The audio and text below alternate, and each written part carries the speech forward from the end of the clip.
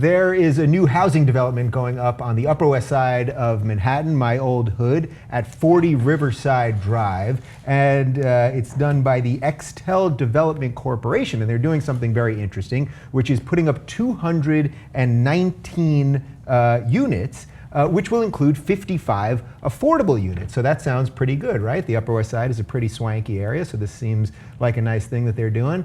But what they are also doing is putting in a separate entrance for the affordable units. That's right, so the people living in these 55 units will have to enter a separate entrance that actually is technically on a separate street.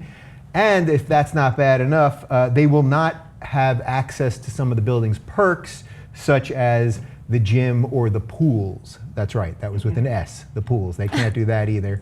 So this sort of strikes me as one of these things where it was well-meaning. The idea was good when this probably started, and it quickly devolved into class warfare and all the economic stuff that we always talk about. Well, we don't want poor people to walk through the same door as rich people, That right? would be a bit, because the rich people, it's sort of like when you're on a plane and you walk by the first class people. I always feel bad that they have to look at me. I know, You know what I mean? They have to look I at wish me. there was like I wish we could enter in the back, right? Or through the back. Right, us regular people, because they yeah. shouldn't have to deal with seeing us. Right, You know? That's a really good point. Yeah. I should tell you guys, so this is part of the Inclusionary Housing Program, and what they're basically saying is you can build bigger developments if you include these low-income houses. So again, this seems like the right idea. We're going to build bigger things, that'll be good for the economy, more jobs, and then unfortunately it devolves into something not so good. But joking aside, I mean, this is really just horrific. I mean, I don't even know how many people that are getting the regular houses would even want this, you know? Yeah, I mean, it's segregating people based on socioeconomic status, and it's sad and pathetic. And I don't know if they're using any type of excuse. Like, are they trying? What's their excuse for saying it? Well, I think the logic is that if you can afford the regular units, if you can afford the high, cost units, that you want everyone to be like you. You know what I mean? Like, that's just, it's like people that move to Beverly Hills want to be around certain people that are in Beverly Hills.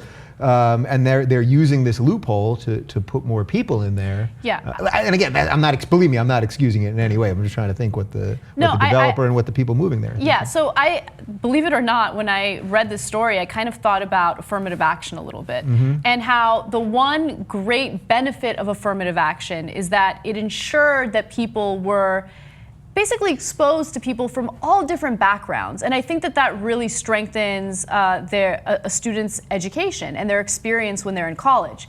Now, I think the same could be said of people from different socioeconomic statuses. So if you are a wealthy individual, I get it. You want to live a certain type of lifestyle. You don't want to have to deal with homeless people, right? Keep it real. San Francisco, because of Silicon Valley, is experiencing a huge increase in their property prices, and people don't want to deal with the homeless people there, right? So that's been a really difficult issue. But if you segregate yourself from others that are different from you and who have different backgrounds from you, then you don't come across many solutions in dealing with these kinds of problems, right? You don't understand the other side. You isolate yourself. You close yourself off to different experiences. Yeah. And I'm a huge believer in making sure that you understand the perspectives of everyone, and you understand where they're coming from and why it is that they're in the place that they're in.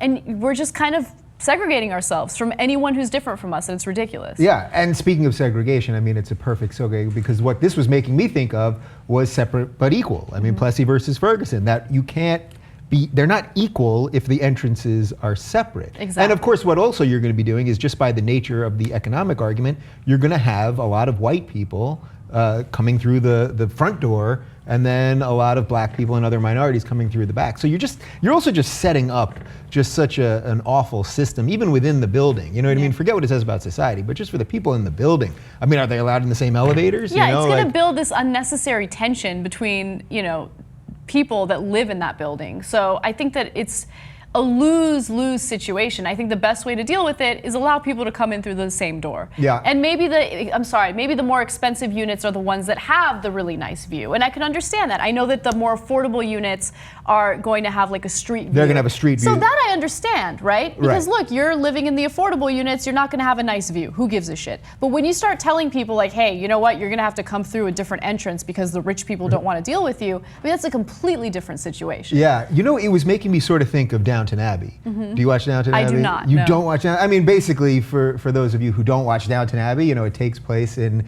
England mostly in the early 1900s, but all about the class warfare and the caste system that they had there. And literally, the servants had to enter in a separate door. Now, in this case, these people aren't servants, but it almost would have that feeling, you know, that real two-class feeling to it, and it should be. And a final thought on this, Manhattan Borough President Gail Brewer, it did allow this, but she will reject similar plans in the future, so I guess there's a little hope there. So this has been approved? This is happening. It is being built right now. All right, socioeconomic segregation. Congratulations, New York.